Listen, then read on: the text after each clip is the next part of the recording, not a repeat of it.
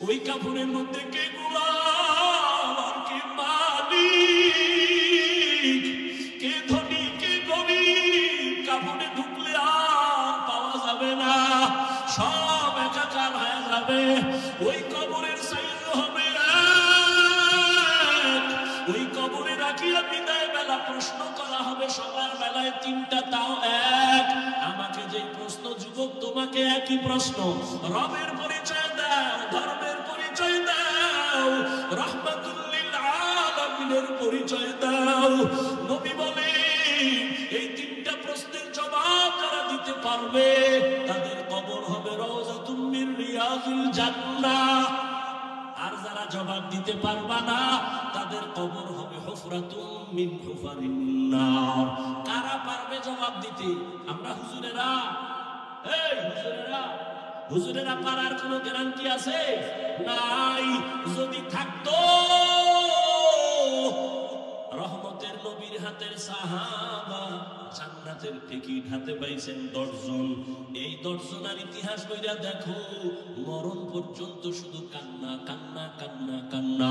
রহমতের নবী বলেন, আমি আয়েশার হুজরায় রাতে এসে পড়ে ঘুমায় গেলাম। আমি ঘুমাইলে আমার চোখ বন্ধ, তবে আমার অন্তর ঘুমায় না। আমার মাথার কিনারায় মসজিদে নববী, আমার মসজিদ ছোট ঘর। হঠাৎ ঘুমের মধ্যে রাতের বেলা গভীরে শুনি কান্নার আওয়াজ। আমি হঠাৎ চোখ খুললাম, কে কান্না করে? আমি আস্তে আস্তে উঠলাম। ঘুম থেকে উঠা আমি বের হইয়া দেখি নামাজের মধ্যে একজনে দাঁড়ায় দাঁড়ায় কান্না করে। সাধারণ কেউ কাঁদে না, আমার জান্নাতের সাহাবী, আমার কলিজার আবু বকর নামাজে দাঁড়ায় দাঁড়ায় কান্না করে। আমি জিজ্ঞাসা করলাম নামাজের পরে, আবু বকর আপনি নামাজে দাঁড়াইয়া কেন কান্না করলেন? আবু বকর বলেন, ইয়া রাসূলুল্লাহ, হাসরের ময়দানে মালিকের সামনে কেমনে দাঁড়াইয়া হিসাব দিব সেই ভয়। আমি চোখের পানি ছেড়ে কান্না করতেছি, আল্লাহর আদালতে কেমন করে দাঁড়াবো? ও যুবক বাবারা, তাদের কত সুন্দর আমল, কত সুন্দর তাকওয়া, কত সুন্দর তেলাওয়াত, তাদের কত সুন্দর ইখলাস, কত সুন্দর নামাজ, কত সুন্দর রোজা। এত সুন্দর আমলে আমার আল্লাহ খুশি হইয়া জান্নাতের সার্টিফিকেট দিয়েছেন। এরপরেও যদি তারা আল্লাহর আযাবের ভয় নামাজে রাতের বেলা কান্না করেন, তাদের তুলনায় তোমার আমার গলায় রশি লাগা এত কান্না করা উচিত সারা জীবন। কিন্তু কপাল বড় খারাপ, নিজেও কাঁদি না, কেউ কান্না করে তাও পছন্দ করি না। ও যুবক বাবারা, একটু হিসাবটা মিলাইয়া দেখো, তোমার লাইনে কত যুবক জীবনে মাদ্রাসায় যায় না, আলিম পাতাও পড়ে নাই, স্কুলে পড়ে, কলেজে পড়ে। সত্য কথা বলো, তোমার মতো যুবক স্কুল কলেজে পড়িয়াও 5 বেলার নামাজ পড়ে, সত্য বলো আসেনি? তোমার কপালে কেন এত বিষাদ? তুমি কেন পারো না রে বাবা? তোমার মতো যুবক তাকায় দেখো, র্যাব আর্মি পুলিশ বিডিআরের চাকরি করে, ব্যবসা করে, দেখো 5 ওয়াক্ত নামাজি আছে না? বলো তুমি কেন পারো না? তোমার মতো যুবক রাস্তায় গাড়ি চালায়, 5 বেলার নামাজ পড়ে, তুমি কেন পারবা না? তোমার কপালে তো কেন খারাপ? তোমার উপরে কারো অভিশাপ লাগছে জানি না রে বাবা। তোমার মতো যুবক নদীর মধ্যে মাছ ধরে, নামাজ ছাড়ে না, তুমি কেন পারো না? তোমার মতো যুবক doctor, professor, engineer, OC, DC, SP, 5 ওয়াক্ত নামাজি আছে, তুমি কেন পারবা না? মনে মনে ভাবছো হুজুরদের কথা মিথ্যা, কোরআন মিথ্যা। কি ভাবছো? সুবহানাকা লা ইলমা লানা ইল্লা মা আল্লামতানা ইন্নাকা আনতাল আলিমুল হাকীম। رب اشرح لي صدري ويسر لي أمري واحلل عقدة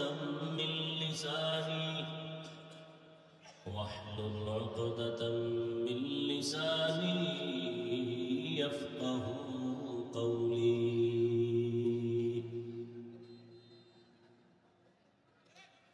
निगाह मुमिन से तो बदल जाती है तकदीर, निगाह मुमिन से तो बदल जाती है तकदीर। ये बंदा की कुव्वत नहीं कुदरत का इशारा, ये बंदा की कुव्वत नहीं कुदरत का इशारा। ऐ मर्द खिरत तर्क मासी की जरूरत, ऐ मर्द खिरत तर्क मासी की जरूरत। अब सोहबत सालेह की सवा कोई नहीं चारा,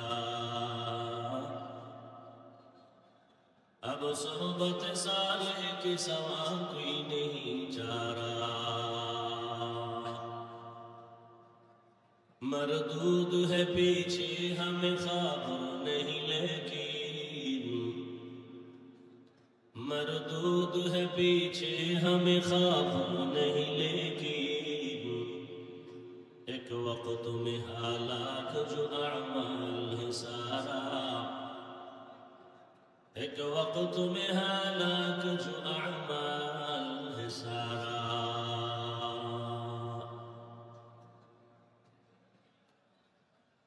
জামিয়া হুসাইনিয়া আশরাফুল উলুম কর্তৃক আয়োজিত বার্ষিক ওয়াজ ও দোয়া মাহফিল 1 ডিসেম্বর 2024। মহতি এই মাহফিলে উপস্থিত মুহতারাম সম্মানিত সভাপতি মুসলিহে উম্মাহ পীরে কামেল আলহাজ হযরত মাওলানা হাফেজ ফয়জুল্লাহ সন্দীপী দামাত বারাকাতুহুম, মহাপরিচালক দারুল উলুম মাদানীনগর মাদ্রাসা ঢাকা, সহ সভাপতি মুজাহিদে মিল্লাত পীরে কামেল আল্লামা জামালউদ্দিন মাহমুদ সন্দীপী দামাত বারাকাতুহুম, মহাপরিচালক জামিয়া উসমানিয়া রাজশাহী, অন্যান্য হযরত উলামায়ে কেরাম, অত্র অঞ্চলের বিভিন্ন স্থান থেকে আগত আল্লাহ পাকের আশিকিন, জাকিরিন, শাকিরিন, মুহিব্বিন, মুরব্বিয়ান এজাম, কলিজার টুকরা আমার সমবয়সী যুবক বন্ধুগণ, স্নেহের ছোট ভাই, পর্দার আড়ালে মাইকের আওয়াজ শ্রবণরতা সম্মানিত মা ও বোনেরা, আল্লাহ পাকের দরবারে শুকর যে আল্লাহ পাক আমাদেরকে সুস্থ রেখেছেন এবং পৃথিবীর শ্রেষ্ঠ মজলিস উলামায়ে আহলে হকের মজলিস, গুনাহ মাফের মজলিস, তওবা কবুলের মজলিসে হাজির হওয়ার তৌফিক দান করেছেন। নিয়ামতের শুকর আদায়ার্থে দিল থেকে জবান খুলে মহব্বতে পড়ি আলহামদুলিল্লাহ। দরুদ ও সালাম সাইয়্যিদুল মুরসালিন রাহমাতুল লিল আলামিন শফিউল মুজনিবিন খাতামুন নবিয়্যিন সৈয়দুস সাকালাইন ইমামুল মুরসালিন হযরত মুহাম্মদুর রাসূলুল্লাহ, সবাই পড়েন সাল্লাল্লাহু। নবীর নামে দুরূদ পড়বেন, পুরাটা পড়েন, আবার থামলেন কেন? পড়েন আবার। সওয়াব না গুনাহ? একবার পড়বেন 3টে পুরস্কার নগদ। 1 নাম্বার পুরস্কার 10টা গুনাহ মাফ, দ্বিতীয় পুরস্কার 10টা নেক আমলনামায় যোগ হয়েছে, তৃতীয় পুরস্কার আল্লাহর দরবারে আপনার মর্যাদা 10 গুণ বেড়ে গেছে। আল্লাহর কাছে কি আমল নিয়ে দাঁড়াবেন? অন্তত দরুদের আমলটাও যদি ধরে রাখতে পারেন আল্লাহর কাছে এটাও পেশ করা যাবে। দরুদ বড় দামি একটি পাওয়ারই আমল। যত মুসিবত থাক না কেন দরুদের আমলটা ধরে রাখবেন। বিশাল আয়োজন, মাদ্রাসার পক্ষ থেকে অনেক খরচ, মাদ্রাসায় অনেক ছাত্র পাগড়ি দিল, আপনারা দেখছেন। আল্লাহ পাক যারা পাগড়ি নিলেন সবাইকে সফলতার জিন্দেগি দান করেন। এই ছাত্রগুলো মাদ্রাসায় থাকে, আলেম তৈরি হবে, কোরআন শিখবে, শিখছে, দ্বীনের খাদেম। উলামায়ে কেরাম এ জাতির জন্য নেয়ামত, এদের সাথে সম্পর্ক রাখাটাও বড় নেয়ামত। যেভাবে হোক উলামায়ে কেরামের সাথে সম্পর্ক রাখলে দুনিয়াতেও লাভ, আখিরাতেও লাভ। বাংলাদেশে যত ঝামেলা দেখতেছেন সব কিছুর কারণ উলামায়ে কেরামের সাথে বেয়াদবি। ঠিক ঠিক করে আপনারা বেয়াদবি করেন না। ইমাম সাহেবের সাথে বেয়াদবি, কোন শিক্ষকের সাথে বেয়াদবি, যে যেই লাইনই করবেন ওই লাইনই আপনার ক্ষতি নেমে আসবে। তো উলামায়ে কেরামের সাথে বন্ধুত্ব থাকলে দুনিয়াতেও লাভ, আখিরাতেও লাভ। চাই আপনি একটু পানি পান করেও যদি সহযোগিতা করেন, একবেলা খানা দিয়েও যদি সহযোগিতা করতে পারেন, এটাও জীবনের অনেক বড় ফায়দা। কিয়ামত পর্যন্ত আর নবী আসবেন, সাহাবায়ে কেরাম আসবেন, আউলিয়ায়ে কেরাম, আইম্মায়ে কেরামরা আসবেন? আসবেন না। কিয়ামত পর্যন্ত বড় বড় যারা আউলিয়া ছিলেন, ওলিয়ে কামেল, এরাও আর আসবেন না, চলে গেছেন। কিয়ামত পর্যন্ত এই জাতিকে জান্নাতের পথে ডাকবে, আহ্বান করবে, শান্তির ঠিকানা দিবে একমাত্র উলামায়ে কেরাম। অতএব সেই উলামায়ে কেরামদের পরামর্শ, দোয়া নিয়ে চলবেন। আপনি ব্যবসায় দেখবেন লাভ, চাকরিতেও লাভ, দুনিয়ার সব কাজে লাভ। কারণ উলামায়ে কেরাম মানুষের জন্য দোয়া করে, ক্ষতির চিন্তা করে না। এই কারণেই তো উলামায়ে কেরাম ছাত্র জনতার বৈষম্য বিরোধী আন্দোলনে শিক্ষক ছাত্র জীবনকে বাজি রেখে রাস্তায় নেমেছিলেন। নামার কারণে সফলতার চাল উদিত হয়েছে।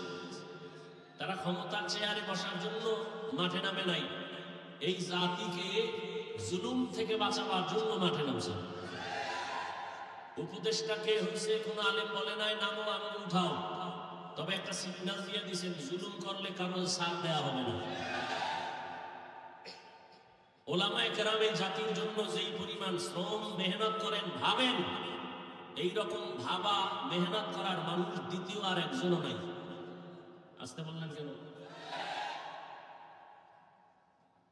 নাপাক খাইতে খাইতে এখন পাক জিনিসটারও নাপাক মনে করে, মিথ্যার উপরে চলতে চলতে সত্যটাকেও মিথ্যা মনে করে। উলামায়ে কেরাম ছাড়া জাতিকে নিয়ে সার্বিক কল্যাণের ভাবনা কেউ ভাবে না। সব ধান্দাবাজ আর চান্দাবাজ। একমাত্র উলামায়ে কেরাম কলিজা দিয়া এই জাতিকে নিয়ে ভাবে 24 ঘন্টা। নিজের বউ, মাইয়া, বোলা, পরিবার কিচ্ছু নিয়ে ভাবে না, উম্মত নিয়ে ভাবে। আর চান্দাবাজার ধান্দাবাজেরা দল নিয়ে ভাবে, নিজের চেয়ার নিয়ে ভাবে। এই জন্য চেয়ার কখন থাকে কখন থাকে না। আর উলামায়ে কেরামের চেয়ারের কোনো মেয়াদি নাই, দুনিয়াতেও বাদশাহ, আখিরাতেও বাদশাহ। এই জন্য উলামায়ে কেরামদের দোয়া নিয়ে সবসময় কাজ করবেন, বরকত হবে ইনশাআল্লাহ, আল্লাহ কবুল করেন। তো আমি আপনাদের সামনে দোয়া নিতে আসছি। দোয়া খুব জরুরি, দরকার। সবাই তো আর বড়দোয়া করে না, আর যারা বড়দোয়া করে এদের বড়দোয়া কামেও লাগে না। আর যারা দোয়া করে ভালো মানুষ, এদের দোয়া আমার খুব দরকার। কারণ আমার এলে মনে হয় আমল নাই, দোয়া নিয়ে একটু চলতেছি। দোয়া বড় একটা পাওয়ারই পুঁজি। আর দোয়া মুখুল ইবাদাহ, আর দোয়া হুয়াল ইবাদাহ। দোয়াটা একটা স্বতন্ত্র ইবাদত, ইবাদতের মগজ। দোয়া বড় দামি। যুবক বাবারা, জীবনে সফল হতে যদি চাও, পরীক্ষায় পাশ করা এক জিনিস, সফল হওয়া আর এক জিনিস। ডাক্তার হওয়া এক জিনিস, সফল ডাক্তার আর এক জিনিস। ইঞ্জিনিয়ার হওয়া একটা, আর সফল ইঞ্জিনিয়ার হওয়া আর একটা। আল্লাহ সফল যদি বানায় তুমি হতে চাও, তাহলে দোয়া ছাড়া হবে না। তোমার সার্টিফিকেট আর লেখাপড়ায় হবে না, আল্লাহর কসম। তুমি সফল ডাক্তার হও, দোয়া লাগবে, লেখাপড়াও লাগবে, সার্টিফিকেট লাগবে, আর কি লাগবে? তোমার জীবনের দোয়ার 3টা মূল পয়েন্ট। কয়টা? 1 নাম্বার দোয়ার মূল পয়েন্ট পিতামাতা, মা বাবা, এদের দোয়া। দ্বিতীয় তোমার মূল পয়েন্ট দোয়া পাওয়া তোমার জীবনের শিক্ষক উস্তাদ। তৃতীয় পয়েন্ট হলো মুরব্বী উলামায়ে কেরাম। এদের দোয়া যেমন তোমার সফলতার পুঁজি, এদের অন্তরে কষ্ট দিলে এই বড়দোয়াটাও তোমার ধ্বংসের কারণ।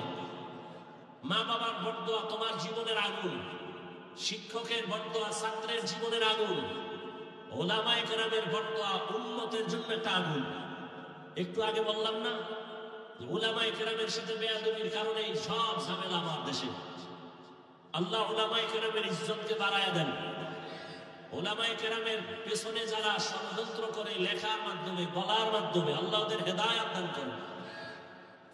আমি আপনাদের সামনে আলোচনা রাখার নিয়তে কোরআনে হাকিমের সূরা আহজাবের 2 টুকরো আয়াতে কারিমা তিলাওয়াত করেছি। নবীজির হাদিস থেকে 1 টুকরো হাদিস পড়েছি। ইখলাস রুহানিয়াতের সমন্বয়ে সহিহ নিয়তে, সহিহ তরিকায়, সহিহ কিছু কথা বলার মতো, শুনবার মতো আমাকে আপনাদের সকলকে আল্লাহ তৌফিক দান করুন। ইয়া আইয়ুহাল্লাযীনা আমানুত্তাকুল্লাহ, ও দুনিয়ার মুমিন, তোমরা আল্লাহকে ভয় করো তথা তাকওয়া অর্জন করো। ওয়াকুলু কওলান সাদীদা, জবানের দ্বারা যা বলো সত্য সঠিক শালীন ভাষায় বলো। লা ইউসলিহ লাকুম আ'মালাকুম, বিনিময়ে তোমাদের টুটা ফাটা আমল আল্লাহ পাক কবুল করে ফেলবেন। আর ওয়া ইয়াগফির লাকুম যুনুবাকুম, জীবনের সব গুনাহ আল্লাহ মাফ করে দিবেন। ওয়া মান ইউতি'িল্লাহ ওয়া রাসূলাহু, যে বা যারা আল্লাহ এবং তার রাসূলের অনুকরণ করবে ফাকাদ ফাযা ফাওজান আযীমা, তাদের বিজয়টা হবে চূড়ান্ত বিজয়, মানে বিনা হিসাবে জান্নাতে। রহমতের নবী বলেন মাইয়াজমান লিমা বাইনা লাহিয়াইহি ওয়া মা বাইনা রিজলাইহি আযমান লাহুল জান্নাহ। নবী বলেন, হে উম্মত, দুই জিনিসের হেফাজতের জিম্মাদারি যদি তুমি নাও, আমি নবী তোমাকে জান্নাতে নেওয়ার জিম্মাদারি নিব। কয় জিনিস? প্রথম হলো জবানের কন্ট্রোল করো, হেফাজত করো। দ্বিতীয় লজ্জাস্থানের হেফাজত করো। এই দুইটা জিনিসের হেফাজত যদি করতে পারো, আমি নবী তোমাকে জান্নাতে নেওয়ার জিম্মাদারি নিব। আয়াত এবং হাদিসের মূল আলোচনার বিষয়বস্তু জবানকে কন্ট্রোল করা। নবীও বলেন জবান কন্ট্রোল করো, আল্লাহ বলেন জবান কন্ট্রোল করো। কোন পদ্ধতিতে করবা? তোমার মনের মতো পারবা না। মুমিনকে আল্লাহ আয়াতে দুটো আদেশ দিয়েছেন, একটা তাকওয়া অর্জন করো, দ্বিতীয়টা জবানকে হেফাজত করো। যদি করতে পারো, নগদ দুইটা পুরস্কার। এক, জীবনের আমল কবুল। দুই, জীবনের সব গুনাহ মাফ। এখন আল্লাহর এই আদেশ আল্লাহ শুধু মুমিনকে দিলেন কেন, বেঈমানকে দেন নাই কেন? এর সংক্ষিপ্ত জবাব, জান্নাত শুধু মুমিন পাবে, কোন বেঈমান এক সেকেন্ডের জন্য কখনো জান্নাত পাবে না। জান্নাত পাবে না। কারা পাবে? জবান খুলেন, কারা পাবে? মুমিনেরা যে জান্নাত পাবে, তাও বহু ফিডা খাওয়ার পর। যেই তালে বিড়ি টানেন এমনি জান্নাত পাবেন ফিডা ছাড়া। যেখানে এত আশেকে রাসূল, সব টাটকা আসে, ফজর পড়ে নাই, জোহর পড়ে নাই, আসর পড়ে নাই, মাগরিব পড়ে নাই, এশাও পড়ে নাই। ফজরও পড়ার চিন্তা নাই, বয়ান শুনতে আইছে, যাক এটাও ভালো। আল্লাহ যদি এর বরকতে হেদায়াত দান করেন, প্রত্যেকের সিনায় আল্লাহ হেদায়াতের নূর দান করেন। তো জান্নাত শুধু মুমিন পাবে, কোন বেঈমান আর মুমিনও পাবে অনেক হিসাবের বরকত। কেন? রহমতের নবী বলেন, আমি মুহাম্মদ শেষ নবী, আমার আগে একদল উম্মত ছিল বনি ইসরাইল, বড় চালাক। এই বনি ইসরাইল নিজেদের মধ্যে দ্বন্দ্ব আর দূরত্ব তৈরি করে দলাদলিতে তারা ৭২ দল হয়েছিল। আমার উম্মত আরো চালাক, আমার উম্মতের দল আরো একটা বেড়ে যাবে। কয় দল হবে? কুল্লুহুম ফিন্নার। নবী বলেন সব জাহান্নামে যাবে, ইল্লা মিল্লাতান ওয়াহিদা, এক দল জান্নাতে যাবে। টোটাল ৭৩ দলের সব যদি জাহান্নামে যায়, এক দল জান্নাতে যায়, তাহলে বলেন জাহান্নামী কয় দল? এই যে ৭২ দল জাহান্নামী, এরা কেউ হিন্দু, ইহুদি, খ্রিস্টান কেউ না, সব হবে মুমিন মুসলমানের ভেতর থেকে। তাহলে ৭২ দল জাহান্নামী সব মুসলমানের মধ্য থেকে হবে। দ্বিতীয় সাহাবায়ে কেরাম প্রশ্ন করলেন, মান হিয়া ইয়া রাসূলুল্লাহ, হে পয়গম্বর, যেই দলটা জান্নাতে যাবে ওই দলের পরিচয় কি? রহমতের নবী বলেন, মা আনা আলাইহি ওয়া আসহাবি। নবী যদি বলতেন, এই খেয়াল করেন, নবী যদি বলতেন আমাকে যারা মেনে চলবে তারা জান্নাতি হতো, কিন্তু নবী এতটুকুই বলেন নাই। নবী বলেন যারা আমি মুহাম্মদের আদর্শ আর আমার হাতে গড়া সাহাবায়ে কেরামের আদর্শ যারা মেনে চলবে তারা জান্নাতি। কি বুঝলাম? এ জমিনে যারা বলে আমরা নবী মানি, মুহাম্মদ মানি, সাহাবাদের মানি না, এরা মুসলমান হলেও ৭২ দল জাহান্নামীদের অন্তর্ভুক্ত। তুকু যাওয়া সুন্নতে আহমদ কুজা বা মুহাম্মদ কৈবুয়াত নিসবত তোরা মান আহাব্বা সুন্নতি কওলে রাসূল মজদায়ে কানা মাই হামকুন কবুল। তাহলে শুধু নবী না সাহাবাও, সাহাবায়ে কেরামদেরও মানা লাগবে। যারা সাহাবায়ে কেরামের বিরোধিতা করে ইশারা ইঙ্গিতে তাদের চিহ্নিত করে নাও, এ যদি হুজুর হয়, মুসলমান হয়, তবে ৭২ দল জাহান্নামীদের দলভুক্ত। জান্নাত শুধু মুমিন পাবে। এজন্য আল্লাহ মুমিনকে বললেন আল্লাহকে ভয় কর, জবানকে হেফাজত করো। যদি করতে পারো 2টা পুরস্কার তোমাকে দেওয়া হবে। জীবনের সব আমল কবুল, জীবনে যত গুনাহ করবা সব আমি মাফ করে দিব। 1 নাম্বার আদেশ আল্লাহকে ভয় কর। দ্বিতীয় হলো জবানকে কন্ট্রোল করো। আল্লাহ জবানকে হেফাজতের কথা কেন বললেন? কান হেফাজত করো কেন বলেন নাই? চোখ হেফাজত করো এখানে কেন বলেন নাই? হাত হেফাজত করো কেন বলেন নাই? চোখ হেফাজত করো কেন বলেন নাই? জবানকে হেফাজত করো কেন বললেন? এর কারণ হলো পুরা দেহের মধ্যে আপনার আমার জিহ্বা জবান হলো মারাত্মক একটা বড় অস্ত্রের নাম। হাদিসে পাকে রহমতের নবী বলেন প্রতিদিন সকালবেলা অঙ্গ প্রত্যঙ্গ গুলো জিহ্বা থেকে পানা চায়। ও আল্লাহ, জিহ্বার অত্যাচার থেকে পানা দাও। জবানে জানি আবার কোন কথা বলে পেছ লাগায় দেয়। আর আইসা হামলা শুরু হয় হাতের উপরে, চোখের উপরে। অঙ্গ প্রত্যঙ্গ গুলো আল্লাহর কাছে পানা চায় জবানের খারাপ আচরণ থেকে। এই জবান এমন একটা অস্ত্র, বেলেটের মতো চতুর্পার্শ্বে তার ধার, বেলেটের চারপার্শ্বে ধার, যেদিকেই মারে ওদিকেই কাটে। বলে জিহ্বাটাও এমন। কয় কেমন? তাকায় দেয় একটা অমুসলিম এই জিহ্বা নারায় যদি বলে লা ইলাহা ইল্লাল্লাহ, ইয়াকিনান ঈমানের সাথে মুমিন হয়ে গেল। আবার এই জিহ্বাটা নারাইয়া যদি বলে আমি আল্লাহ মানি, নবী মানি, কোরআন মানি, তবে নামাজের হুকুম, দাড়ির হুকুম, পর্দার হুকুম মানি না, ঈমান আছে শেষ। তাহলে একই জিহ্বা একবার মুমিন বানাইলো আর একবার বেঈমান বানাই দিল, কাম একটাই করতেছে। এই জিহ্বা নারাইয়া অপরিচিত একটা মেয়েকে যদি সাক্ষীর সামনে বলে তুই আমার স্ত্রী, আমি কবুল করে নিলাম, অপরিচিত মেয়েটা তোমার আপন সঙ্গিনী হয়ে গেল।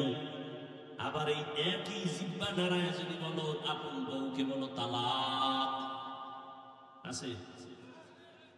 তোমার জীবনের আপন সঙ্গিনী বিদায়। বিচারকের চেয়ারের মধ্যে বসিয়া বিচারক যদি জিহ্বা নারায় ডান দিকে তাকায় ফাঁসির আসামিকে বলে তোকে মুক্তি দিয়ে দিলাম, ফুলের মালা পরে বাড়ি যাবে। আবার এই বিচারক একই জিহ্বা নারাইয়া যদি বাম দিকে তাকায় বলে নিরপরাধের বলে ধর, নিরপরাধ ব্যক্তির হাতে পুলিশের হ্যান্ডকাপ লেগে যাবে। জিহ্বা এমন একটা অস্ত্র, এই জবানের কথার দ্বারা প্রমাণ হবে আমি ভালো না খারাপ। এই জবানই আমাকে পরিচয় দেয় আমি মুমিন না বেঈমান। আমার হাত পরিচয় দিবে না, চোখ পরিচয় দিবে না আমি মুমিন কিনা। আমার জবানের কথা পরিচয় দিবে আমি ভালো বংশের নাকি খারাপ। আমার জবানের কথায় পরিচয় দিবে আমি ঈমানদার নাকি বেঈমান। আমার জবানের কথার দ্বারাই প্রমাণ হবে আমি ভালো নাকি খারাপ। জবানটা বড় মারাত্মক একটা অস্ত্র, তোমার ইচ্ছার বিরুদ্ধে চলে। অগ্রিম তুমি ঘুমায় আছো, এর মধ্যে তোমার জবান চলতেছে, কথা কয় ঘুমাইয়া, কয় না? তাহলে তোমার ইচ্ছার বিরুদ্ধে জবান চলে। এজন্য আল্লাহ কয় জবানকে হেফাজত করো। রহমতের নবীও বলেন জবান হেফাজত করো। মাইকের সাউন্ড কি আর ভালো হবে না? এটা মহা মুসিবত। জামালপুরে এত ভালো ভালো মাইকে অস্ট্রেলিয়া বললাম জীবন বাড়ি বুঝি না কিছু। আমি আমাদের সারা জিন্দেগি কষ্ট। আমাকে বাতিরও দরকার নাই, প্যান্ডেলেরও দরকার নাই, শুধু মাইক দরকার, আর কিছু লাগে। এত চিল্লানো যায় না। কথা বললে অনেক জায়গায় কষ্ট কম হয়, এটা কষ্ট বেশি হচ্ছে। এই মাইক কোন জায়গায় দেয়? হ্যাঁ, কি ইসলাম জানলে টাকা কম লাগবে? এই সাউন্ড ঠিক করো। 13টা মেশিন লয়ে বসে চালাইতে পারে না।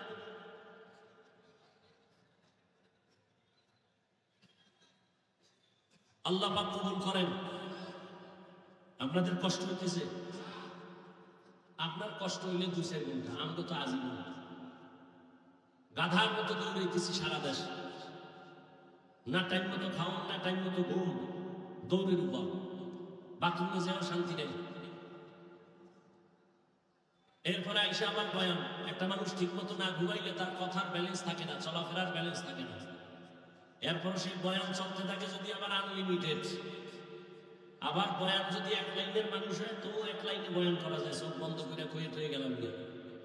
আর বয়ানটা যদি হয় হরেক ধরনের মানুষ এনে পাওয়া এদের সামনে, আবার যদি হয় মুখস্থ, কত পেরেশানি। সবকিছু আমার রবের দয়া, বান্দার হাতে কিছুই। या इलाही तू मेरा माबूद है, या इलाही तू मेरा माशूक है। জবানের হেফাজত করে হে গোলাম। এতক্ষণ জবানটা কত বড় মারাত্মক এটা বুঝাইলাম, কিন্তু আবার খেয়াল করেন এটা কত বড় আল্লাহর দেওয়া নিয়ামত। খানার প্লেট সামনে নিছেন, খানার মধ্যে কোনো চুল আছে কিনা সব চোখের রাডার দিয়া খুঁজলেন। খুঁজার পরে আপনি নিশ্চিত খানার মধ্যে কোনো ঝামেলা নাই। একটা লোকমা যখন আপনি দিছেন, একটা চিকন চুল খানার লোকমায় চোখের রাডারে ধরা পড়ে নাই, জিহ্বায় ধরা পড়ে গেছে। এরে আল্লাহর বান্দা, এটা কত বড় নিয়ামত। মাইকে কথা বলি, বিদ্যুতে বাতি জ্বলে, চার্জ চলে যায়, ফ্যানের বাতাস দিয়ে মেশিন ঠান্ডা করা লাগে। একটা না মেশিন চললে গরম হয়ে আগুন লাগবে। অথচ আল্লাহর দেওয়া জিহ্বা নামের কত বড় নিয়ামত। দুনিয়াতে আসার থেকে এই জিহ্বা নারায় যে কত হাজার হাজার লাখ কোটি কথা সাপ্লাই দিলাম, কোনদিন এই জিহ্বার কথা বন্ধ হয় নাই, ব্যথাও করে না। মানুষের কথা বলতে বলতে গাল ব্যথা করে, ঠোঁট ব্যথা করে, কপাল ব্যথা করে, মাথা ব্যথা করে। আজও পর্যন্ত 50, 60, 70 বছরের বান্দার জিহ্বা ব্যথা করে না। এই কথাগুলো কোন মেশিনে সাপ্লাই হয়? এই মেশিনটারে ঠান্ডা কে বানায়? ওই মেশিনের মধ্যে তেল কে দেয়, পেট্রোল কে দেয়? ও আল্লাহর বান্দা, তুমি মোবাইল চালাও, মোবাইলে কথা চলতেছে, হঠাৎ মোবাইল বন্ধ হয়ে গেছে। কি ব্যাপার? চার্জ নাই, মোবাইলের কথা শোনা যায় না। তুমি জিহ্বা নাড়াইয়া নাড়াইয়া কত বছর জিহ্বা নাড়াইয়া কত কথা বললা, কয়দিন তুমি জিহ্বার হক আদায় করছো, চার্জ দিয়েছো। এরে নবীর উম্মতের দল, এত সুন্দর কথা, কথা তো আবার সবাই বলে, তবে সবার কথায় মজা লাগে না। লাগে? কেউ কথা বললে মনে কয় বন্ধ কর, বহুত বন্ধ কর। আবার কেউ কথা বলার পরে কয় এই উঠলো সাইডে আর একটু কম। এই মজাকে লাগাই দিছে। কাদের কুদরত দানি বল কামাল, আনতা রব্বি আনতা হাসবি যুল জালাল, তুহি কাদের জলিলুল্লাহ জাহাদা ওয়াহর হালে তুহি মেরা নেগাহদা। আল্লাহর নিয়ামতের শুকর আদায় করো হে মুমিন। জিহ্বা নামের নিয়ামতটা কত বড় নিয়ামত। মানুষ বলে মুখের কথাই যায়, মুখের কথায় আমার হয়। এরে আল্লাহর গোলাম, রহমতের নবী যার কোনো তুলনা আছে? এমন একটা জমিনে আল্লাহ পাঠাইছেন, সেই জমিনের মানুষ ছিল বড় খারাপ। মক্কার মানুষের মতো খারাপ চরিত্রের মানুষ ওই সময় দুনিয়াতে আর কোথাও ছিল না। ওই মানুষের মাঝে আমার নবী আসছে। মাত্র 13 বছরের ব্যবধানে ওই খারাপ মানুষগুলো জান্নাতি মানুষ হয়ে গেল। বেতের বাড়ি লাগে নাই, একমাত্র রহমতের নবীর জবানের ব্যবহার। নবীজির জবানের ব্যবহারে দুশমন পর্যন্ত বন্ধু হয়ে যাইত। ইহুদি নবীর সামনে তরবারি নিয়ে দাঁড়ানোর কেউ নাই। ডাক দিয়া এই আব্দুল্লাহর ছেলে, এখন তোমার পাশে কেউ নাই? বলে তাই। আমি এখন একা, তরবারি আমার হাতে, তোমার কল্যাণ করে যদি মারি কে ফিরাবে? নবী বলেন আমার আল্লাহ। রহমতের নবী কথা বলা মাত্র ইহুদির তরবারিটা মাটির মধ্যে পড়ে গেছে। তরবারিটা নবী হাত দিয়ে উঠাইছেন। ইহুদি তরবারি কই? কয় মুহাম্মদের হাতে। কয় এখন যদি তোর কল্যাণ করে মারি কে ফিরাবে? কয় কেউ না। কয় আল্লাহ ফিরাবে। এটা যদি কই তাহলে আর কালেমার বাকি কি? যদি কই আল্লাহ ফিরাবে তো কালেমার বাকি কি? মুহাম্মদ মাফ করে দাও, আর কালেমা পড়ায় মুসলমান বানায় দাও। ইমামুল আউয়ালিন ওয়াল আখিরিন বহরে সাদকা রাহমাতাল লিল আলামিন সাইয়্যিদুল কাউনাইন খাতমুল মুরসালিন আখিরা মাদবুদ ফখরুল আউয়ালিন। আপনারা কিছুক্ষণ বসবেন নি না? ব্যারাম কিছুক্ষণ পরে আবার বিড়ি টানার নেশা। হ্যাঁ, আসলে বিষয় কি জানেন? এখানে আসতেও কপাল লাগে, এখানে বসতেও কপাল লাগে, মোনাজাত দিয়া মা বাবার জন্য দোয়া কইরা যাইতেও কপাল লাগে। সবার কপাল তো আর ভালো না। অনেকে আসছে ইসলামপুরে যায়, কিন্তু এই ইসলামের মধ্যে ঢুকে নাই। কই মহিলা প্যান্ডেল তাওয়াফ করে, আর দোকানে বয়ে বয়ে আড্ডা দেয়, আর তাজা তাজা কবিরা গুণা করে। কপাল খারাপ। আর কপাল যদি খারাপ হয়, আমি হাফিজুর রহমান কেন আর মক্কা মদিনার ইমাম কেন? রহমতের নবীর বয়ানও কালেমা জুড়ে না। যেই নবীর চেহারা এক নজর দেখলে ঈমানের সাথে জান্নাত ওয়াজিব, যেই নবীর চেহারা মুবারক এক নজর দেখলে পেটের ক্ষুধা নিবারণ হয়, ওই নবীকে 13 বছর দেখলো, বয়ান শুনলো, কালেমা কপালে আসলো না। কে? আবু জাহাল, এর নাম কফা। আর অন্যদিকে 27 বছরের যুবক তরবারি নিয়ে যায়, নবীকে জবাই করবে। রহমতের নবীর সামনে যাইয়া তরবারি ফালায় বলে, ও রহমতের নবী, তরবারি দিয়ে আমার কল্লা কেটে দেন, তবে আগে কালেমা রশি গলায় লাগায় দেন। এর নাম কফাল। এর নাম কি?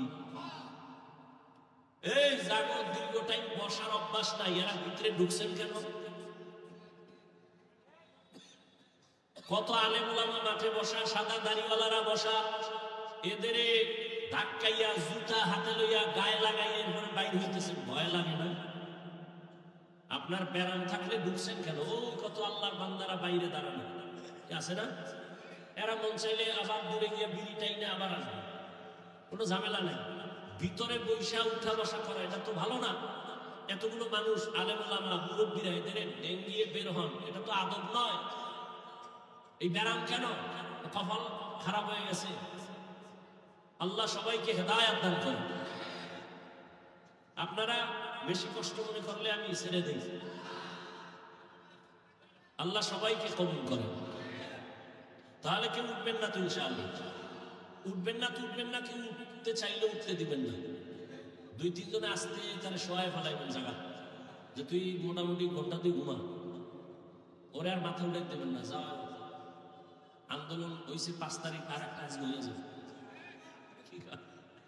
স্বাধীনতা তো এখন শেষ হয় না। কি জামালপুর ইসলামপুরের মানুষ কি দেশ স্বাধীন না? দেশ স্বাধীন। দেশ স্বাধীন হলে চট্টগ্রামে আইনজীবীর গলায় ছুরি চালাইকে মুসলমান তো স্বাধীন বলে চিৎকার দিবে স্বাধীন। এর জমিনের মধ্যে উলামায়ে কেরাম সিনা দান করে কথা বলবে, কোন সুদখোর বেনামাজির অনুমতি লাগবে না। যদি এই থামো, আবার যখন লাগবে রেডি থাকো, ওই মাঠে নামা লাগবে। কারণ আন্দোলন মুসলমান একবার করে না, বারবার। জালেমের বিরুদ্ধে আন্দোলন চলবেই। জীবন একবার দেয় না মুসলমান, বারবার। জালেমের বিরুদ্ধে, ইসলামের পক্ষে। কথা ঠিক না? আল্লাহ সবাইকে কবুল করেন। কোন সান্দুকে আর জুলুম করার সুযোগ দেওয়া যাবে? কাফনের কাফন কিনে রেডি রাখো। আসলে ময়দানে অবতীর্ণ হতে হবে। তুমি যতই বন্ধু বান্ধব তালাশ করো, বলছি না সব ধান্দাবাজার চান্দাবাজ, একমাত্র তোমার কলিজার আপন বন্ধু নিঃস্বার্থ উলামায়ে কেরাম। অতএব উলামায়ে কেরাম ডাক দিলে আবার ময়দানে আসতে হবে, কোন ব্যক্তির জন্য না, আল্লাহর দ্বীনের জন্য। আল্লাহ সবাইকে কবুল করে। কোন আলেমের সাথে কোন বেয়াদবি চলবে? আমি একটু আগে এক জায়গায় বয়ান করেছি, সেদিন ঢাকায় বলছি, যারা আলেমদের সাথে বেয়াদবি করবে তাদের লিস্টি দাও।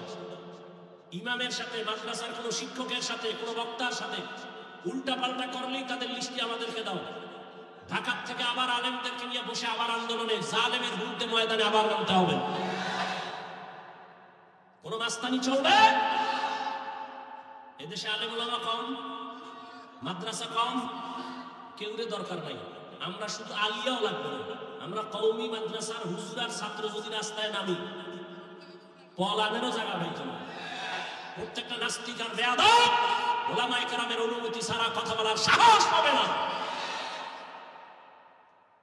আল্লাহ সবাইকে হেদায়েতের দৌলত দান করেন। শিয়ালেরা মুরগি দিয়ে কয় 3 দিন আমানত, শিয়াল পণ্ডিত কয় দোয়া হোসাই মা হোসাই, জিন দেখানো মরাও হইতেন। শিয়ালের হাতে মুরগি দিলে যা হবে, ধর্মের চাবি সুদখোর আর বেনামাজির হাতে দিলে তাই হবে।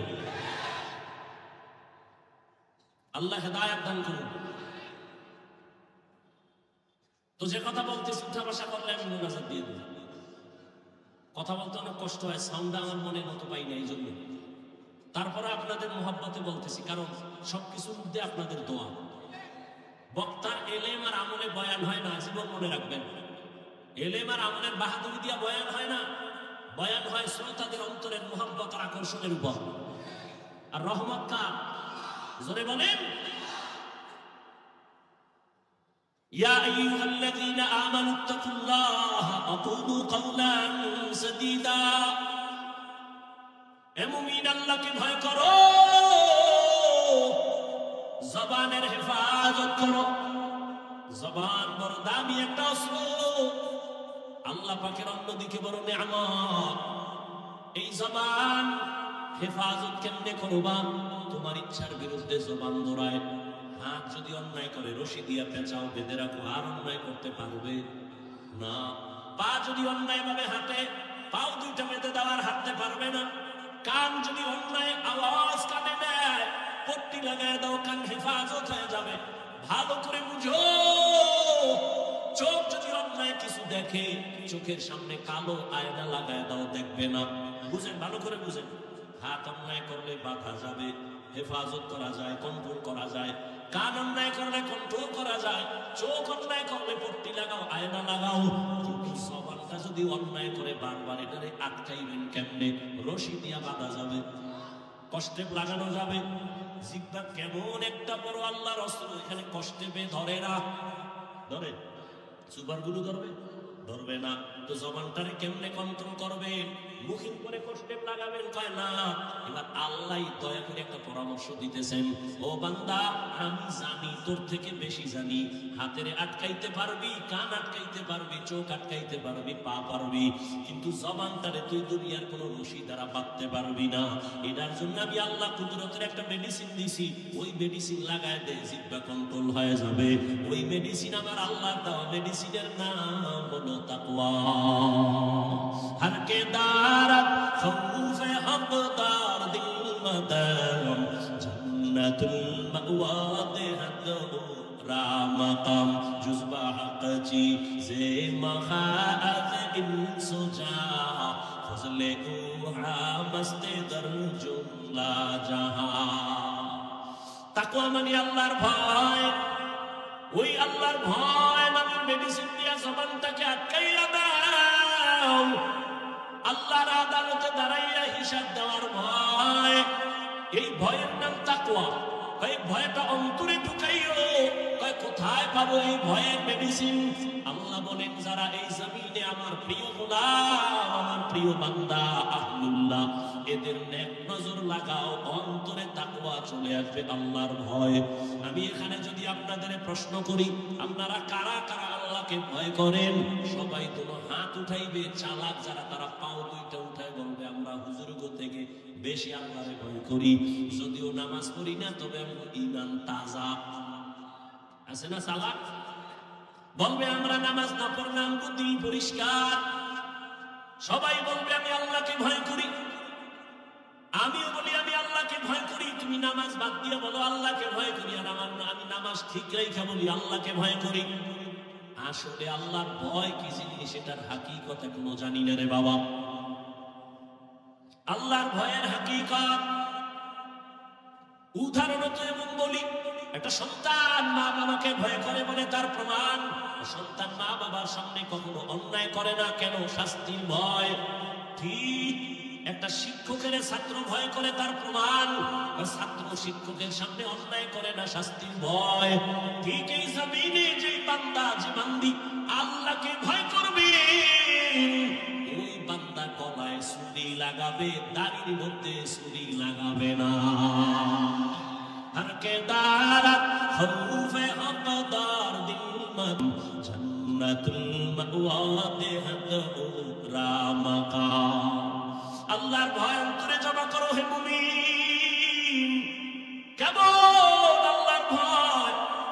রহমতের নবী বিদায়, আবু বকর সিদ্দিক রাদিয়াল্লাহু তাআলা আনহু খেলাফতের দায়িত্বে রাষ্ট্র পরিচালনা করতেছেন। একদিনের ঘটনা, তার স্ত্রী একদিন বলেন, ও খলিফাতুল মুসলিমিন, আমার একটু মিষ্টি খাইতে মনে চায়। আবু বকরকে বলতেছেন কোন সময়? যখন আবু বকরের আঙ্গুলের ইশারায় পুরো রাষ্ট্র চলে। টাকার অভাব আছে নি? বিবি বললেন একটু মিষ্টি খাইতে মনে চায়। আল্লাহর ভয় কাকে বলে? এবার স্ত্রীর কথা আবু বকর বলে, ও বিবি, মিষ্টি খাওয়ানোর মতো টাকা আমার কাছে নাই। এর নাম আল্লাহর ভয়। রাষ্ট্র পরিচালনা করতেছে, টেলিফোন করলেই তো টাকার পাহাড়। কিন্তু আবু বকরের মতো গোলাম আল্লাহর ভয় নিয়ে বলে, ও বিবি, তোমাকে মিষ্টি খাওয়ানোর মতো টাকা নাই। ও পর্দার আড়ালের মা বোনেরা ভালো করে শুনেন। স্ত্রী কিছুদিন চুপ হয়ে গেল। কিছুদিন পরে আলাদা কিছু টাকা দিয়া বলে, ও খলিফাতুল মুসলিমিন, আপনার কাছে টাকা নাই মানলাম, আমি আলাদা কিছু টাকা দিলাম, এই টাকা দিয়া মিষ্টি এনে দেন। আবু বকর সিদ্দিক রাদিয়াল্লাহু তাআলা আনহু তিনি বললেন, এই বিবি, টাকা পাইলা কই? আপনারা জিগাইবেন নি বউরে? জীবনেও না। আপনি কইবেন সাব্বাস, এরকম চুরি করিয়া পারলে আরো দিও। এটাও বলে ঠিক আন্দাজি। আবু বকর বললেন, বিবি টাকা কই পেয়েছো? এবার বিবি কি কয় শুনেন। বিবি কয়, আপনি যে মাসে মাসে বেতন পান সরকারি কোষাগার থেকে, ওই বেতনের কিছু টাকা আমি বাঁচাইয়া জমা করছি। এবার দেখেন আবু বকর কি কয়, তাহলে তো বুঝলাম আমার বেতনের টাকার থেকে এই টাকাগুলো বাড়তি, এই টাকা না হইলেও তো সংসার চলে। তাহলে আগামী মাস থেকে বেতনের এই টাকা কমাইয়া নিব, এই টাকা কমাইয়া নিব, আমার বেতনে এত টাকা লাগে না। এর নাম আল্লাহর ভয়। বাংলাদেশের আল্লাহর ভয় দেখছেন? সুইস ব্যাংকে আল্লাহর ভয়। 10 তলা বিল্ডিং, কোটি কোটি কোটি কোটি, কত হাজার কোটি খবর নাই। ও আল্লাহর বান্দা, আল্লাহর ভয় যতদিন না আসবে ততদিন পর্যন্ত বান্দার জীবনটা কন্ট্রোল করা সম্ভব হবে না। আর এটাও চির সত্য, আল্লাহর ভয় ততদিন পর্যন্ত আপনার অর্জন হবে না যতদিন পর্যন্ত আল্লাহর ওলিদের বন্ধু হবেন না। আউলিয়ারা কারে উকবা ইখতিয়ার, জাহেলারা কারে দুনিয়া ইখতিয়ার। মাইলে মোমেন সোয়ে মোমেন মিশাওয়াত, মাইলে কাফের সোয়ে কাফের মিশাওয়াত। আল্লাহর ভয় রে যুবক, প্যান্ট শার্ট টাই লাগাইয়া দাড়ি কামাইয়া রাস্তায় বাহাদুরের মতো ঘুরতাম, কেউ আমারে বাধা দিত না রে বাবা। ও ইসলামপুরের মুসলমান, ইসলাম কই? ইসলামপুরের মানুষের মধ্যে ইসলামের বড় অভাব। কি ঈমান আলী নাম রাখছে, তাজা বেঈমান, নাম হইল ঈমান আলী। শান্তির হাটে শান্তি নাই, মুন্সিগঞ্জে মুন্সি নাই, ইসলামপুরের মধ্যে মাঠে তাকায় দেখি চেহারা ইসলাম নাই। ওগো নবীর উম্মতেরা হয়ে আজি দিশাহারা, কোরআন হাদিসের চলো যখন যাহা চায় মনে, নবী বিনে কে তরাবে ফুসিরাত মিজানে, নবী বিনে কে তরাবে ফুসিরাত মিজানে। এরে নবীর উম্মতের দল, ও আমার কলিজার যুবক, কয়দিন আর হায়াত নিয়ে বাঁচবা, এমন একটা দিন নাই যুবকের লাশের খবর নাই। ও যুবক বাবা, এতক্ষণ যে আমি চিল্লাইয়া তোমার সামনে কথা বললাম, একবারও বলি নাই আমি 5 কল্লি মাথায় দিয়েছি, তুমিও দাও, না হয় জাহান্নামে যাইবা। আমি কওমি মাদ্রাসার সন্তান, তুমি যদি কওমিতে না যাও তোমার কপাল নষ্ট হবে বলি নাই। আমি তাবলীগের সন্তান, আমি পীরের মুরিদ, একবারও বলি নাই তাবলীগ আর পীরের কাছে না গেলে জাহান্নামে যাইবা। আমি তোমাদের কি বুঝাইতে চাই বাবা, আমি এ কথা বলি না হুজুর হও, পাগড়ি লাগাও, তাসবিহ করো না রে বাবা, এত ভয় পেও না। তুমি স্কুলে পড়ো, তুমি কলেজে পড়ো, তুমি চাকরি করো, তুমি ব্যবসা করো, তোমার জায়গায় থাইকা কেমনে তুমি মদিনার পথ ধরবা, জান্নাতের পথ ধরবা, এই কিছু পরামর্শ দেওয়াই হলো আমার কাজ। ও বাবা, পরামর্শ দিয়া যায়, নবীর তরিকা ছাড়া শান্তির কোনো পথ নাই। আজকে দেখো ইসলামপুরের ময়দানে হাজার হাজার হাজার হাজার এত মানুষ, এর টাকাওয়ালারা যদি এতগুলো মানুষ এই ইসলামপুরের কোন মাঠে জমা করতে চাইতো, কত পেরেশানি তার মাথায় আসতো। এই মানুষগুলোরে আসা যাওয়ার ফ্রি গাড়ি দেওয়া লাগতো, বসার জন্য ভিআইপি ব্যবস্থা, এরপরে ফাঁকে ফাঁকে নাস্তা, নাস্তা না দিলে আবার চেয়ারের বাড়ি। আবার এই মানুষগুলো সব টাকা দিলেও এই জান্নাতি মানুষ এই প্যান্ডেলে আসতো না। এলাকার যত গাঁজাখোরেরা সব এসে হাজির হইতো, আর এখানে সব জান্নাতি মানুষ, দাড়িওয়ালারা, আলেম ওলামারা নিজের টাকা দিয়ে ভাড়া দিয়ে এখানে আসছেন। বসার বিছানাটাও ভালো না, দুনিয়াতে থেকে নিম্ন বিছানা নাই। অনেকে জায়গা না পায় দাঁড়ায় বসে আছে, কেউ বসে আছে, কে বড় কে ছোট, কে আলেম কে মূর্খ, কে ধনী কে গরিব, কোনো ভেদাভেদ নাই, চুপচাপ বসা। এতগুলো মানুষের নিয়ন্ত্রণ করার জন্য কত পুলিশের প্রয়োজন হইতো, কিন্তু এত মানুষ এখানে আছে, কোনো পুলিশের পেরেশানিও নাই, প্রশাসন লাগলো না, মানুষ সব ঠান্ডা ভাবে বসে আছে। আমার মনে হয় আমি যদি জিজ্ঞাসা করি, প্রত্যেকটা মানুষের পেটে এখন ক্ষুধা, রাত্র অনেক বেড়ে গেছে। গ্রাম অঞ্চলের মানুষ এত রাত সজাগ থাকে না, 7:30টায় এসা বইরা তাড়াতাড়ি ঘুমায় যাইতো, এক ঘুম হয়ে যাইতো। কিন্তু এখানে ক্ষুধা নিয়েও কোনো কষ্ট নাই। আমি যদি জিজ্ঞাসা করি এই ফালাই বাবারা কতক্ষণ থাকবেন, আমার মনে হয় সবাই কলিজা দিয়া বলবে, হাফিজ ভাই ফজর পর্যন্ত যদি রাখে আমরা কেউ যাব না। এটা কেমনে সম্ভব? এরে আল্লাহ মেধা দিছে, ও যুবক, ও কিন্তু বাবাজি একটু চিন্তা করো, এটা কেমনে সম্ভব? টাকা দিয়েও এত মানুষ আনা যায় না, খানার লোভ দেখাইয়াও আনা যায় না, নিয়ন্ত্রণও করা যায় না। কত জায়গায় নিজেরা নিজেরা এতগুলো মানুষের জায়গায় মারপিট করে, আর এখানে সব চুপচাপ হয়ে আছে। এটা কেমনে সম্ভব? একমাত্র আমার মদিনাওয়ালা নবীর আদর্শ মানার কারণেই সম্ভব। এরে নবীর আশিক উম্মতেরা, ও যুবক, একটু ভালো করে বুঝ আমার আল্লাহর ভয়। আজকে টুপি মাথায় দিলে মাথা গরম, তোমার থেকে কম বুঝি না রে বাবা। আজকে দাঁড়িয়ে রাখলে যৌবনের ভাব চলে যায়, তাও বুঝি। লম্বা জামা পরার কারণে শরীর গরম লাগে, কম বুঝি না।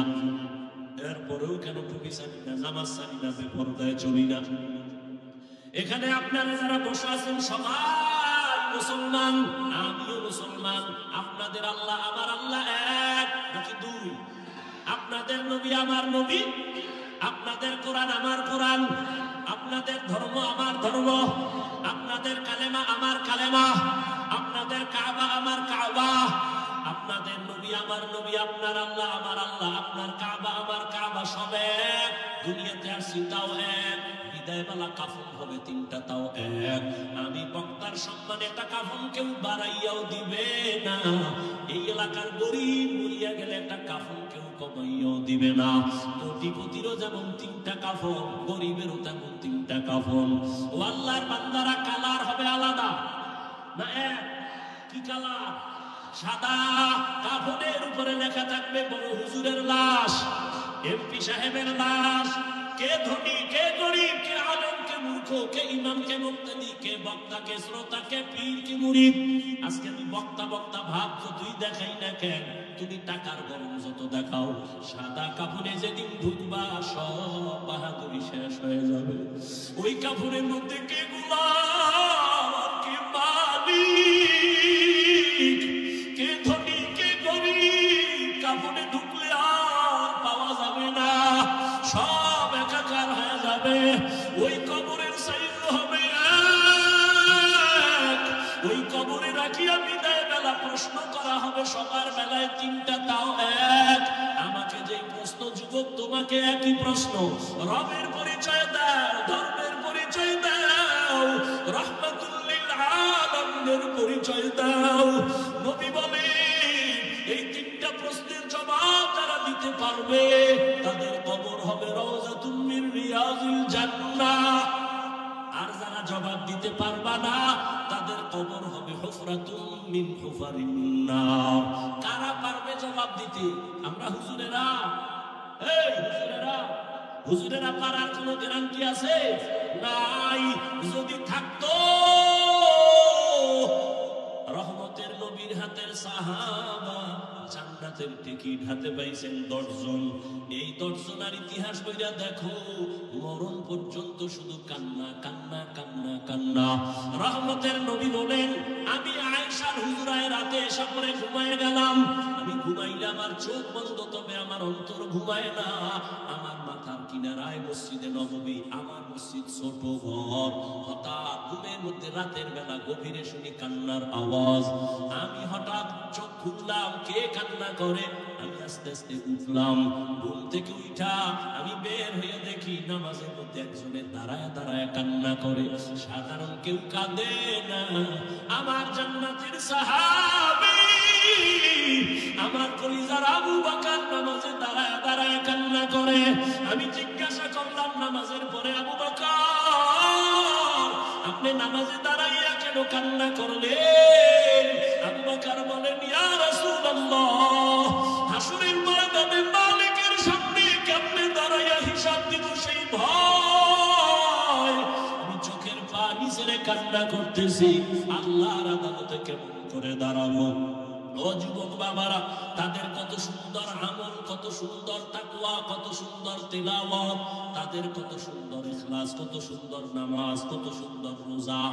এত সুন্দর আমলে আমার আল্লাহ খুশি হইয়া জান্নাতের সার্টিফিকেট দিয়েছেন। এরপরেও যদি তারা আল্লাহর আযাবের ভয় নামাজে রাতের বেলা কান্না করেন, তাদের তুলনায় তোমার আমার গলায় রশি লাগায় এত কান্না করা উচিত সারা জীবন।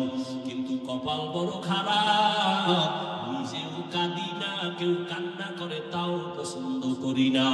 ও যুবক বাবারা, একটু হিসাবটা মিলাইয়া দেখো, তোমার লাইনে কত যুবক জীবনে মাদ্রাসায় যায় না, আলিম পাতাও পড়ে নাই, স্কুলে পড়ে, কলেজে পড়ে। সত্য কথা বলো, তোমার মতো যুবক স্কুল কলেজে পড়িয়াও 5 বেলার নামাজ পড়ে, সত্য বলো আসেনি? তোমার কপালে কেন এত বিষাদ? তুমি কেন পারো না রে বাবা? তোমার মতো যুবক তাকায় দেখো, আর্মি, পুলিশ, বিডিআরের চাকরি করে, ব্যবসা করে, দেখো 5 ওয়াক্ত নামাজি আছে না? বলো তুমি কেন পারো না? তোমার মতো যুবক রাস্তায় গাড়ি চালায়, 5 বেলার নামাজ পড়ে, তুমি কেন পারবা না? তোমার কপালে তো কেন খারাপ? তোমার উপরে কার অভিশাপ লাগছে জানি না রে বাবা। তোমার মতো যুবক নদীর মধ্যে মাছ ধরে নামাজ ছাড়ে না, তুমি কেন পারো না? তোমার মতো যুবক doctor, professor, engineer, OC, DC SP, 5 ওয়াক্ত নামাজি আছে, তুমি কেন পারবা না? মনে মনে ভাবছো হুজুরদের কথা মিথ্যা, কোরআন মিথ্যা। কি ভাবছো? মনে করছো তোরা অনেক উপরে উঠছো? এরে যুবক, বিপদে বিপদে কেউ হাসে, কেউ কাঁদে, কিন্তু উলামায়ে কেরাম, নবীর আদর্শ যারা মানে তাদের কোনো চিন্তাই নাই। করোনার ভিতরে স্কুল বন্ধ, কলেজ বন্ধ, চাকরি বন্ধ, ব্যবসা বন্ধ, ফ্যাক্টরি বন্ধ, গাড়ি বন্ধ, সব বন্ধ। উলামায়ে কেরামের একটা মাদ্রাসাও বন্ধ হয় না। না খাইয়াও কোনো আলেম মরে নাই, ভিক্ষাও করে নাই। ও যুবক, তোমার মতো যুবক যদি জেনারেল লাইনে থাকিয়া নামাজ পড়ে, তুমি কেন পারবা না?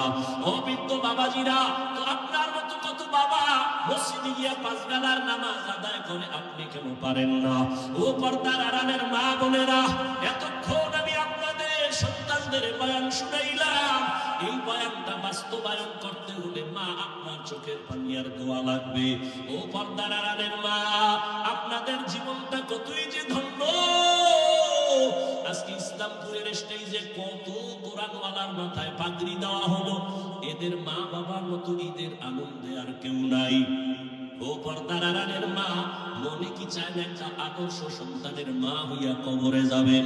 আপনারা তো নবীদের মায়ের মতো দামি মা, সাহাবায়ে কেরামদের মায়ের মতো দামি, আপনারা তো খাদিজা রাদিয়াল্লাহু তাআলা আনহার মতো দামি, আপনারা তো আয়েশা রাদিয়াল্লাহু তাআলা আনহার মতো দামি, ফাতিমা রাদিয়াল্লাহু আনহার মতো দামি, আপনারা তো ইসমাঈল নবীর মা হাজরা আলাইহিস সালামের মতো দামি, আপনারা তো ঈসা নবীর মা মারইয়াম আলাইহিস সালামের মতো দামি। এমন কি দুনিয়াতে আল্লাহর বড় দুশমন ফেরাউন, তার স্ত্রীর নাম কি? আসিয়া, কেমন আল্লাহর গোলাম বান্দি হয়ে গেলেন। ও পর্দার আড়ালের মা, রহমতের নবী বলেন, আসিয়া কিয়ামতের দিন জান্নাতে যাবে আর আমার সাথে বিবাহের ব্যবস্থা হয়ে যাবে। ও পর্দার আড়ালের আম্মা জানেনা, যেই ফেরাউন আল্লাহর এত বড় দুশমন, ওই ফেরাউনের স্ত্রী হইয়া আসিয়া আল্লাহর হুকুম জীবনে মানিয়া আল্লাহর মহব্বত নিয়ে দুনিয়া থেকে চলে গেল। ও পর্দার আড়ালের আম্মা জানেনা, আপনাদের স্বামী তো ফেরাউনের মতো খারাপ না। আপনি যদি নামাজ পড়ে দোয়া করতেন, পর্দা করতেন, স্বামীর মাল হেফাজত করতেন, স্বামীটারে বুঝাইতেন আর কোনোদিন হারাম টাকা ঘরে আনবা না, অবৈধ কামাই করবা না, হারাম খাইয়া আমাদের রক্ত সন্তানের রক্ত নাপাক করব না, আপনি যদি বুঝাইতেন, আল্লাহর বান্দা হারাম টাকা ঘরে আনতো না, সন্তানটাকে যদি আদর্শওয়ালা ডাক্তার বানায় যাইতেন, দুনিয়ার মানুষ আপনার সন্তানের ব্যবহারে কলিজা দিয়া দোয়া করতো, আপনি মা দোয়া পায়া যাইতেন রে মা। এজন্য বলে গেলাম মা, এখনো সময় আছে, তওবা করেন। একটা সন্তানকে ডাক্তার বানাবেন, ইঞ্জিনিয়ার বানাবেন, একজন প্রফেসর বানাবেন, তবে আমার দাবি বেয়াদব বানাবেন না।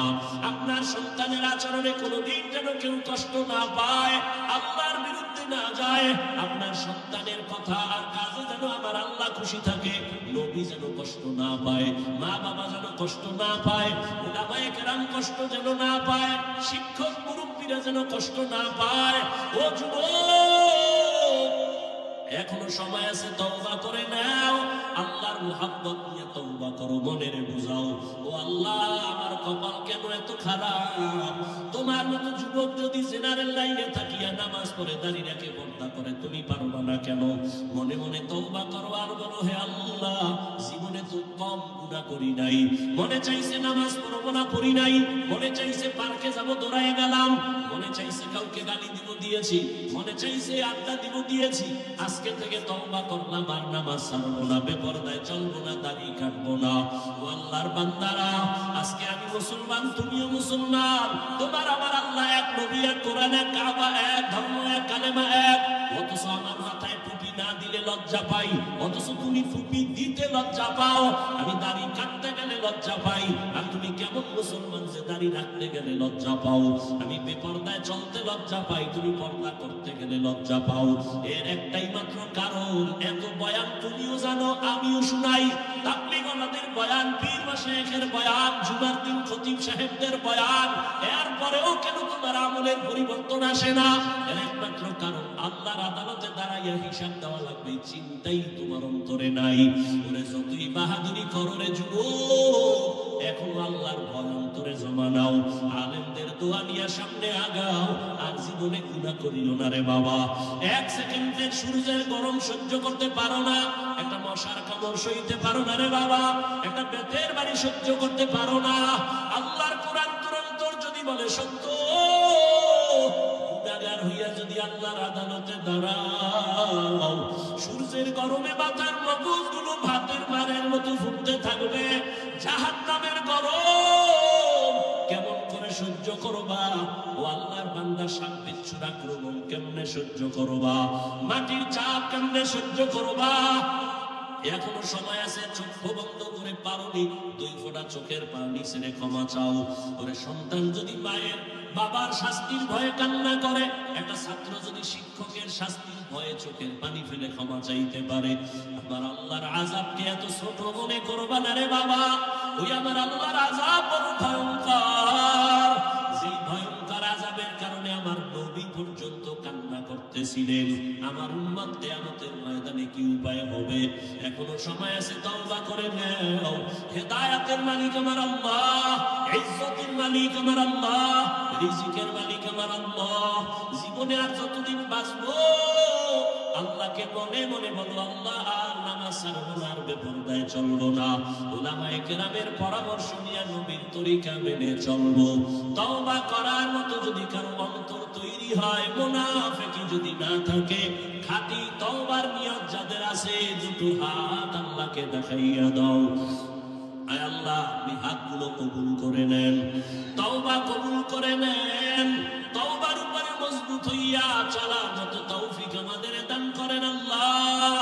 একজনের হাতও খালি ফিরাইয়া দিন না রে মালিক। আয় আল্লাহ, গুনার কারণে আপনি বেজার হইয়া ফিরাইয়া দিন না রে আল্লাহ। মেহেরবানি করে সবাইকে হেদায়েতের আলো দিয়ে কবুল করে নেন, আমিন। আলহামদুলিল্লাহি রাব্বিল আলামিন, والصلاة والسلام على سيد الأنبياء والمرسلين وعلى آله وأصحابه أجمعين يا أرحم الراحمين يا أرحم الراحمين يا أرحم الراحمين رب ارحمهما كما ربياني صغيرا اللهم إنك عفو كريم تحب العفو فاعف عنا اللهم إنا نسألك رضاك والجنة ونعوذ بك من سخطك والنار اللهم إنا نعوذ بك من البرص والجنون والجذام وسيء الأسقام اللهم إني ظلمت نفسي ظلما كثيرا ولا يغفر الذنوب إلا أنت فاغفر لي مغفرة من عندك وارحمني إنك أنت الغفور الرحيم أي الله গুনার বোঝা নিয়ে আমরা আপনার দরওয়াজায় হাজির কুদরতের নজর দিয়া তাকায় দেখেন ইসলামপুরের ময়দানে আপনার গোলাম ওলামায়ে কেরাম মুরব্বি হাজী সাহেব ব্যবসায়ী চাকরিজীবী ছাত্র ভাই যুবক পর্দার আড়ালের মা বোনেরা আয় আল্লাহ দুনিয়াতে আসিয়া অনেক অন্যায় করে ফেলেছি রে আল্লাহ আপনার দেওয়া নিয়ামত সব ভোগ করলাম